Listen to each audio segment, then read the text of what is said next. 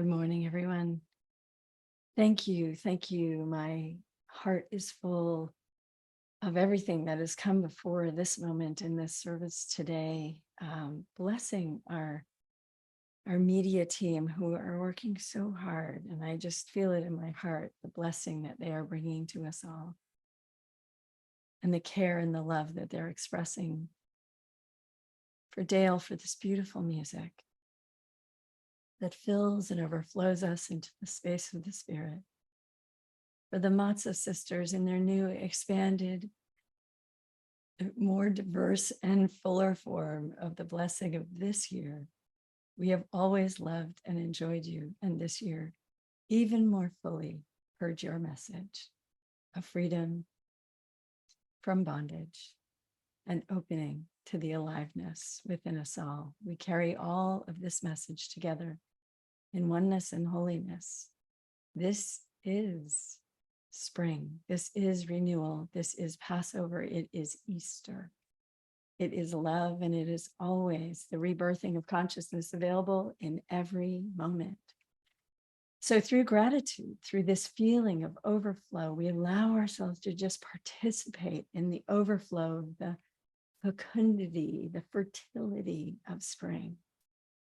And in one of these very, very, very important ways, spring is based in ancient rites, and they have grown and melded and blended themselves into all of the different ways that different cultures express the glory of this day, the radiance of light, the facing to the east, the coming of hope through the holding of the faith, through the blessing of all that is. And I myself have been very intrigued by how often the feminine, or that is Mary Magdalene or the other women in the entourage of the Easter story, seem to just disappear. And I've been in so many church gatherings and Easter gatherings where that happens, where all of a sudden the feminine just disappears. And the story is absolutely about the central figure in the Christian church. And there is more, because the central figure, who we know as Jesus the man, which may be allegory or story or truth to you, depending on how you hold it. This story is nonetheless about a man who believed in something that was powerful and new for the leaders of the communities of faith. This leader, who found himself alone and deeply in contemplation in his own practice, woke up to a concept called singleness, which has sometimes been defined as the way to be alone, singleness with God, the contemplative practices of being in the desert or in the place away from. But when the Aramaic was actually re-examined and there was some new thought put into this, in a reinterpretation or a translation of the Aramaic by a man named Jean-Jacques Vico right now, in this, what he found deeper in the meaning was the meaning of singleness is actually the meaning of oneness. That singleness means we are one with each other, we are one with all. And when that message comes back through all of these teachings, it actually changes how we hear and see the story. And the story of singleness, it was always about separation and going to God in a separate way by yourself and preparing yourself alone and only being alone. And in this new meaning of singleness, there is an essence way in which being together, that does not preclude that we don't do our practice alone. Of course we do. But when we are centered, when we are full, we come together to complete this beautiful dance in our humanity, and not just with humans, but with all beings, all atomic forms, all light, all wavelengths, and all particles. That the singleness of life is simply the oneness of life.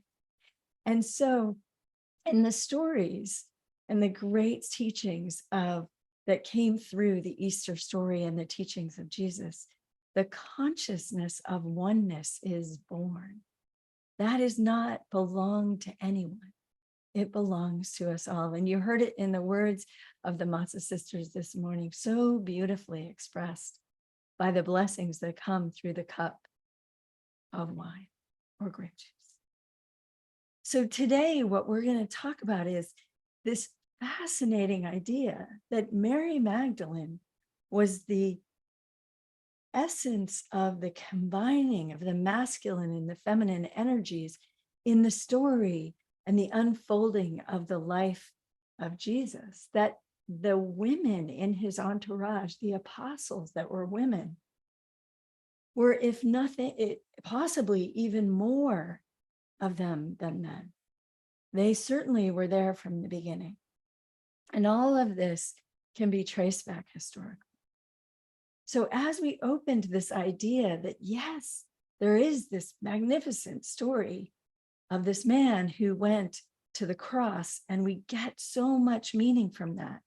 There is also the story of the coming together, the weaving together of our masculine and feminine traits, of the power and the strength and the light of the masculine focusing us and energizing things, and the beauty and the essence and the energy of the field of the more porous, the more supplemental, the more fluid of the feminine. And so in this conversation, we're not only engaged in a conversation with ourselves, but we are engaged in a conversation with the greater culture of the parts of us that are choosing in this day and age, the age of Aquarius that is upon us, the joy and the blessing of the coming together of the energies of the masculine and feminine, and the beautiful dance of life that is produced. So some of you have come from the Christian tradition, you know of things called the 7 deadly sins. And these are places supposedly where we have to most especially watch out for our human nature to take over and grab us and surprise us and take us off into the night, evil or devil or all those things. And in the more Eastern religions, we find them in the places of the imbalances of the energy systems called the chakras. In the story around Mary Magdalene and Jesus, you'll hear that Jesus healed Mary, and Mary was then forgiven. But in the story where it went back to the original Aramaic, in the study of a woman named Cynthia Bourgault, what we see is truly the healing of the 7 chakras that comes from the feminine and the masculine as they heal each other. As the man and the woman personified, or the man and the man who personify masculine and feminine, or the woman and woman, or the trans and trans, or the lesbian, or the gay man or woman, as we embrace our full masculine and feminine heritage that has always been with us, as we accept it all, knowing that it is all the blending of these same energies, we allow ourselves to become whole. We don't partition ourselves off and choose either ors, but we blend the energies of infinity, and we allow all things to become one, however they are manifest in our holy bodies in this lifetime. For me, this became very personal, because in this story, well, it happened before I read all this, was I was in a year-long process of healing the chakras, knowing nothing about this story. And the last week was the 8th chakra, where we went into a week-long meditative healing, forgiveness, and opening process. And within that process, I had an experience that took me back, however you hold these things, into the place of standing at the feet of Jesus at the cross. I didn't know till later that in truth, in the story as it is historically reclaimed, that the only person with Jesus at that moment was Mary Magdalene. All others had left. And Jesus goes through the transformation of our humanness when we think we are alone. And he says, my God, how could you forsake me? And she's standing right there at his feet.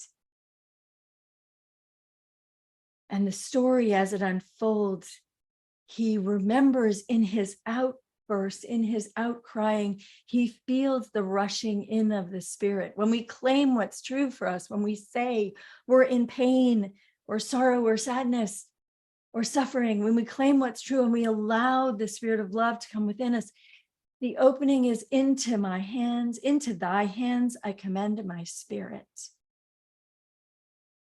And our holiness is rectified into the oneness that it actually always is. It is only us that think of ourselves as separate, as Jesus personified in his body on that cross. And once he had reached that higher state, in this moment in my life, I see the eyes of Jesus upon me, and he says, forgive them, for they know not what they do. And the massive grief that flowed through my body lasted a very long time.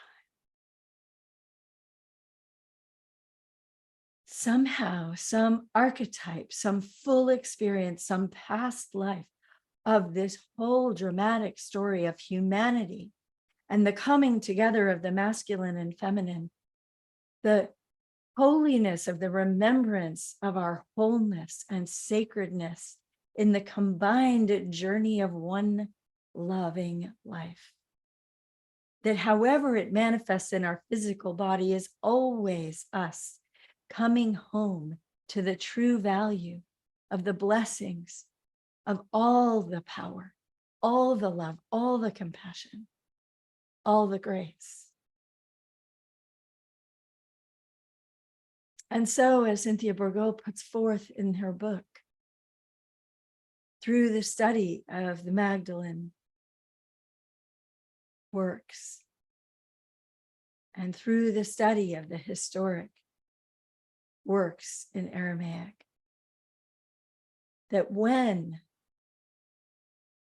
Mary returns on Easter morning and the stone of the tomb is rolled away and all of the story unfolds, that moment is when the reclaiming of these two forms come together in the 8th chakra.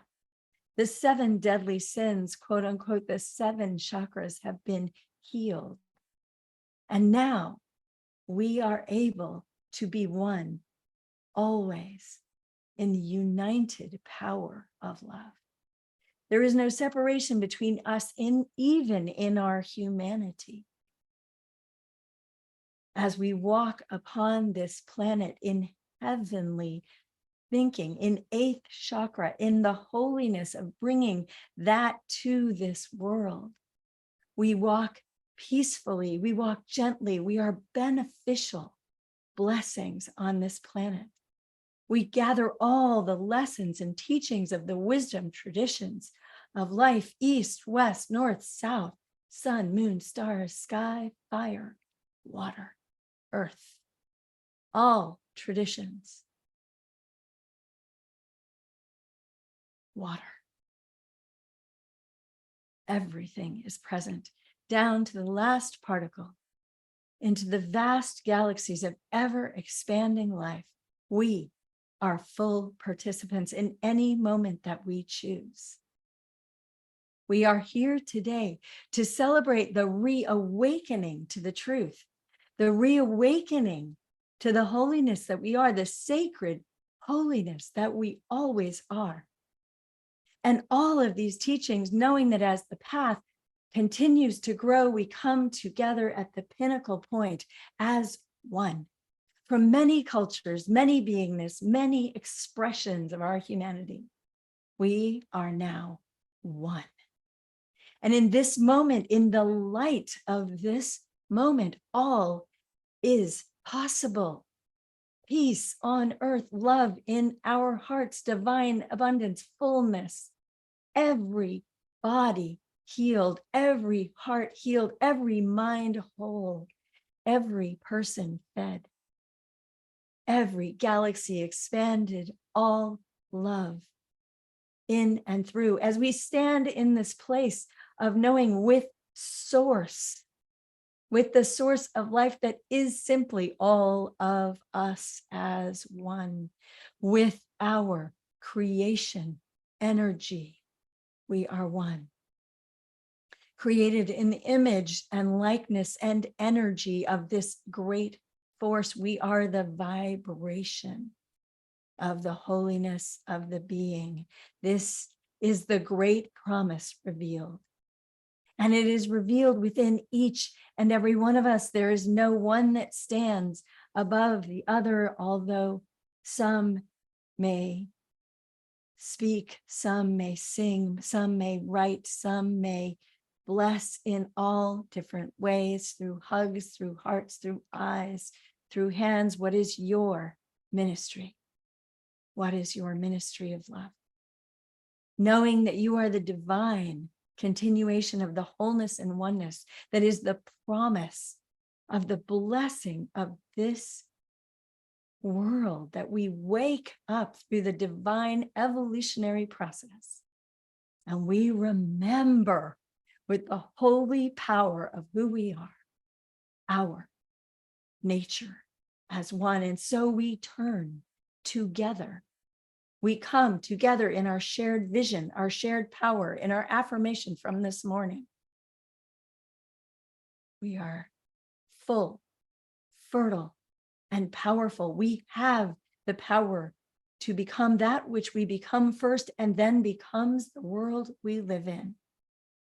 We are the holiness, the sacred step upon this planet, the blessing of every footfall.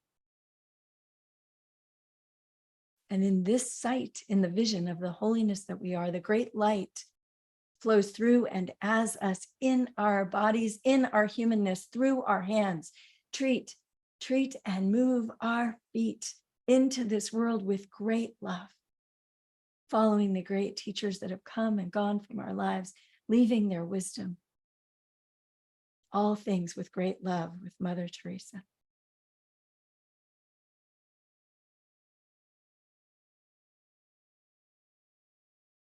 We take this deep breath, knowing that we are once again reawakened, and we will be reawakened in many moments of many days of every day of our lives, that we come fully into the presence of that which is true for us. We feel separate, we feel alone, we feel scared, we feel like we've been forsaken by all that we know. And suddenly love comes. We are given and we receive. We are not in the receiving. We choose in this moment to allow ourselves to flow in the fullness of this moment into the receptivity. We throw our hands up into the air. We say, I surrender my thoughts, my every bit of my knowing into the space of the holiness that simply is here now.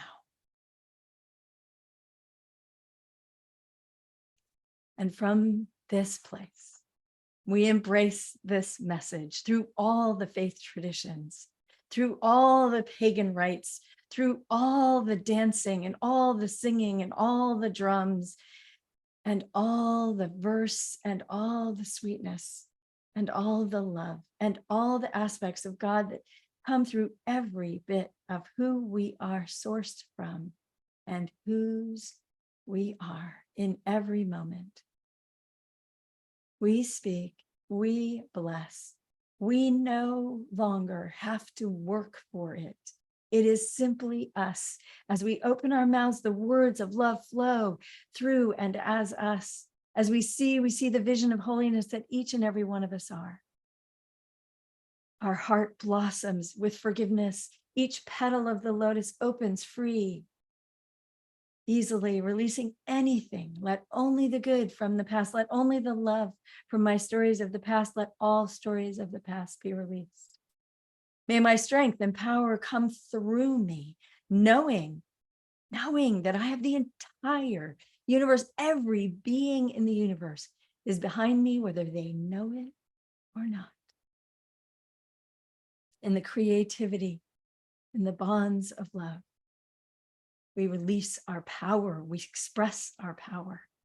We are enlightened into the newness of each moment.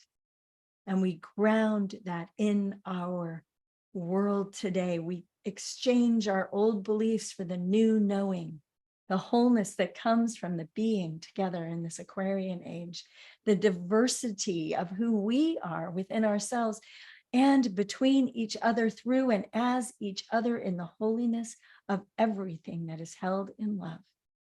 All is held in love, all is well. We hold anything that is temporarily moving out of this field in the love so that it may redefine and remember itself in the coherence of the universe. And so this morning with you, I invoke the great invocation that has been spread throughout the world. And in the fullness is meant to meet every person at every faith, and has been updated in this age to include everyone and every faith, everyone without a quote unquote religious faith, anyone and everyone who does or does not know they are included. The great invocation comes upon us with these words. From the point of light within the mind of God, let the light stream forth in human minds, and let light descend on earth. From the point of love within the heart of God, let love stream forth into human hearts. May the one that comes through each of us return to earth today. From the center where the will of God is known, let purpose be known as our will and guide us. The purpose, which is the one of love, coherence and alignment, sustainable living throughout. From the center which we call the human race. From the center which we invite all animal kingdom, plant kingdom, and all other kingdoms of light, all other realms of love. Let the plan of love and light work out through us. Let light and love and power remember in us, restore in us, and permeate the plan on earth in this moment now.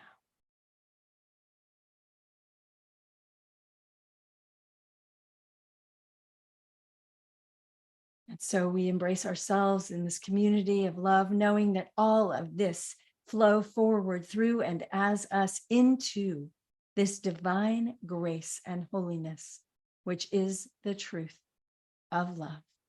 Today, we swirl within this, all the energies, all that which is outside the pure alignment of this knowing in this moment, and we draw it back in by seeing the vision of the holiness, pure light, pure love, pure abundance, pure health, pure beauty, joy, compassion, grace, and you yourselves out loud in this moment, name those names that are yours, that you speak, that you carry in this moment into this world, in partnership with your brothers and sisters in love, with us all together in our partnership, with love. You can put them in the chat. You can yell them out loud. You can stand up and say it whatever way it comes through you. What is the presence of God? Is the presence of God that is simply the energy of the wholeness of the universe, that we are one. I am that. We are that.